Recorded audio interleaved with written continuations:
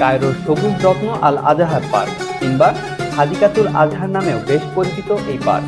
কায়রোর কেন্দ্রে মানুষের চেষ্টা করা প্রকৌশলের আশ্চর্য এক নিদর্শন এই আল আজহার পার্ক। এটি নির্মিত হয়েছে 500 বছরের পুরনো ধ্বংসাবশেষের গাদায় এবং বর্তমানে একটি মিশরের রাজধানী সবুজ রত্নে পরিণত হয়েছে। কায়রো বর্তমানে আফ্রিকার বৃহত্তম নগরী। এখানে 2,30,00,000 মানুষের বাস।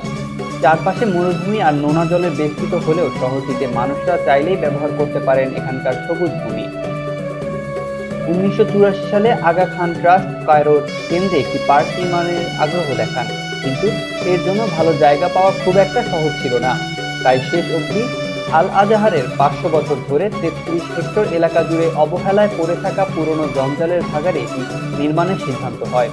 বছরের পর বছর সুনিপুণ পরিকল্পনার পর ঐতিহাসিক পুরনো শহরে এটি নির্মাণের কাজ শুরু হয় 1996 সালে। পরবর্তী 5 বছরে 80,000 ট্রাক দিয়ে আবর্জনা অপসারণ করা হয় এবং স্থানীয় চাহিদা পূরণের জন্য মাটির নিচে 3টি বিশাল আকারের বিশুদ্ধ পানির ট্যাঙ্ক বসানো হয়।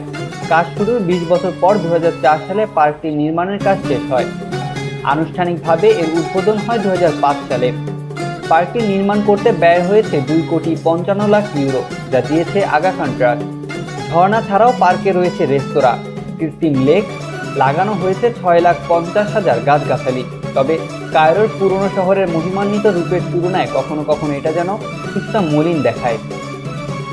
প্রতিবেশী এলাকার 1000 বছরের পুরনো মসজিদ আল আজহারের সম্মানে পার্কটির নাম রাখা হয়েছে আল আজহার পার্ক। পার্ক খননের সময় অনেক প্রাচীন ভবন ও স্থাপত্য নিদর্শনে পাওয়া গেছে।